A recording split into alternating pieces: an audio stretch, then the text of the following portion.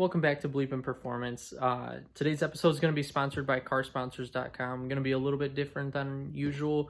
Rich is not here today, but I'm going to be doing some testing on a part that CarSponsors sent out to us. Sent us a tuning chip from InstantHP.com. Initial guesses is that this is not going to do anything. We're not going to run it on the Dadlac, and the race car Mazda 3 is still not running. Still got to swap that transmission out.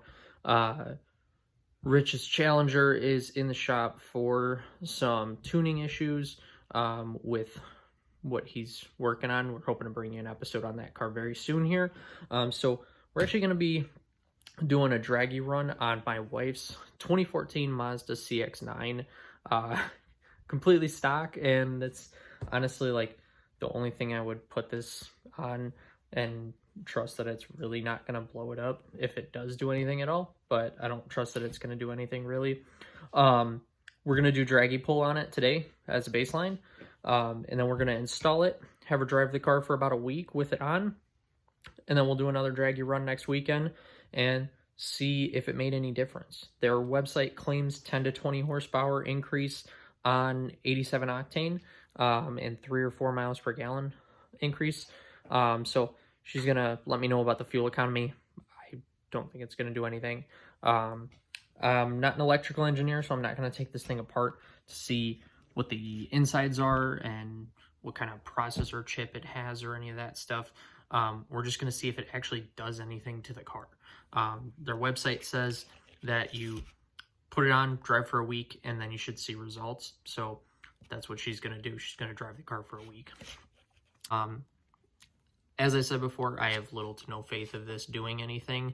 But we're going to give it a shot, and we're going to see what happens.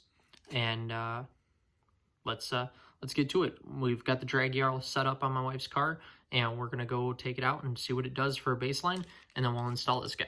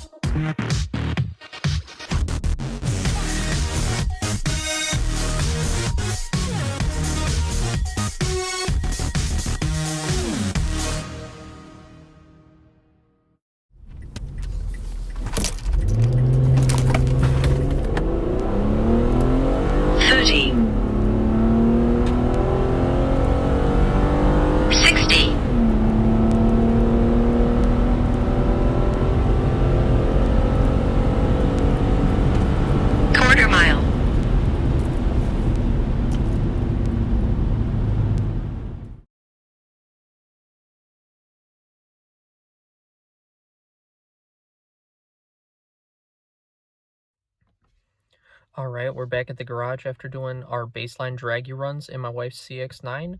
Car did about what I was expecting. Pretty good mile an hour, 89 miles an hour in a 15.58. So pretty happy with that, especially, you know, we actually thought the transmission was going out, but it shifted perfectly fine under full throttle. So I don't think that is going to be an issue. If it was going to have a problem, I'm sure it would have showed up under full throttle on a brake torque launch. So let's install this horsepower chip and see if it adds any power to the car. All right, so here are the steps that we need to take to install this on the car. So we're going to start by inserting the key into the ignition and turning it to the first stage. So even though this does have push button start, we are going to just insert the key blade for this and turn it to accessory. Got that there, turn to accessory. Next, we are going to plug it in to the OBD and then press the button for 5 seconds.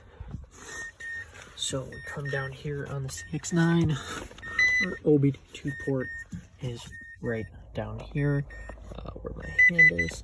See right there.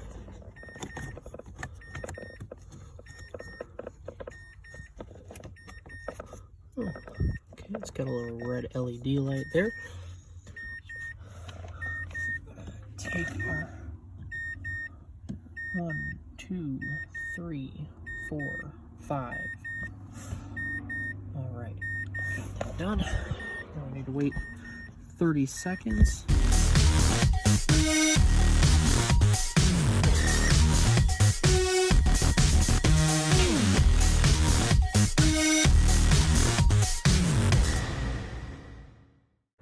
All right, 30 seconds.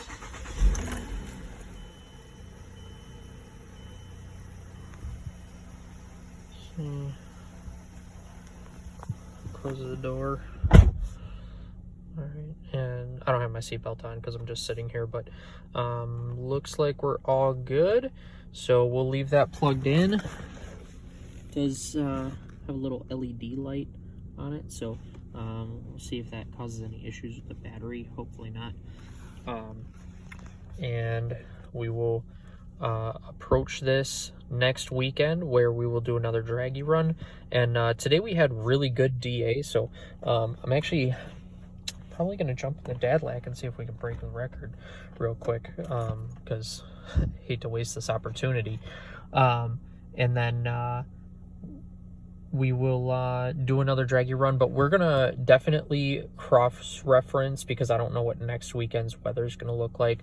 We're gonna see, we're gonna adjust for DA and take that out of the equation. So we're gonna see, you know, what they actually did real world, but then we're also gonna see what they would have done in a perfect DA, because if it's 2,000 or 3,000 DA next weekend, of course the car is gonna go slower, even if it does make 20 more horsepower, because that is a lot to make up, especially on a naturally aspirated car. So let's check back in next week. All right, everyone, it's been about 3 weeks since we installed the instant horsepower chip on my wife's Mazda CX-9 Grand Touring. So we're gonna take it for a test drive, get it on the draggy, and see if it actually does instantly add horsepower. We did, during the testing, we actually did do a emissions test, passed no problem, so that's a plus. It did not affect emissions testing at all. I didn't think it would, but we did do that as well. So let's get it up on the draggy and see if it actually did instantly add some horsepower. 10 to 20 is the claim, so we'll see if that shows in the quarter mile time.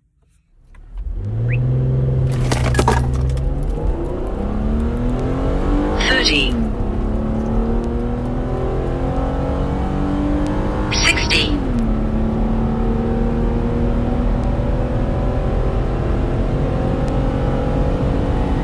1/4 mile,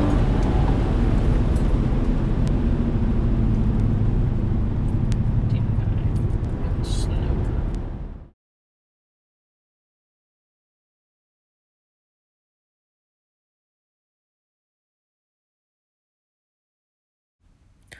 As you can see here, it is a 2014 Mazda CX-9 Grand Touring all-wheel drive that we're doing our testing on. It's got a curb weight of 4,559 pounds.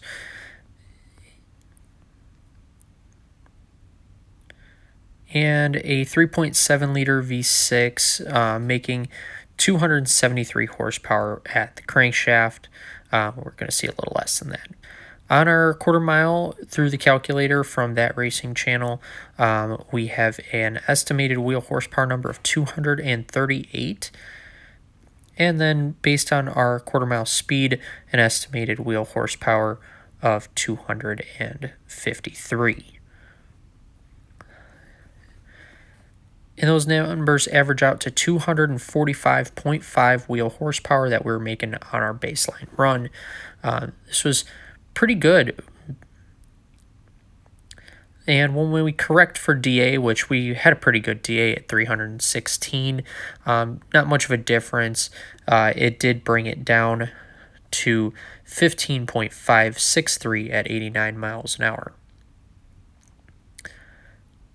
And our new run with the chip tuner of 15.59 gave us a wheel horsepower of approximately 222. And with our speed of 87.57 gives us a 239 horsepower at the wheels, with a new average of 230.5 wheel horsepower. However, we do need to correct for the very high DA on the day of testing, bringing that new quarter mile down to 15.633 at 89 miles per hour. When we enter that into the calculator, the new ET horsepower goes to 236 wheel horsepower, and our new speed of 89 miles an hour gives us a horsepower estimate of 251. That gives us an average of 243.5 wheel horsepower, with a average loss of 2 wheel horsepower.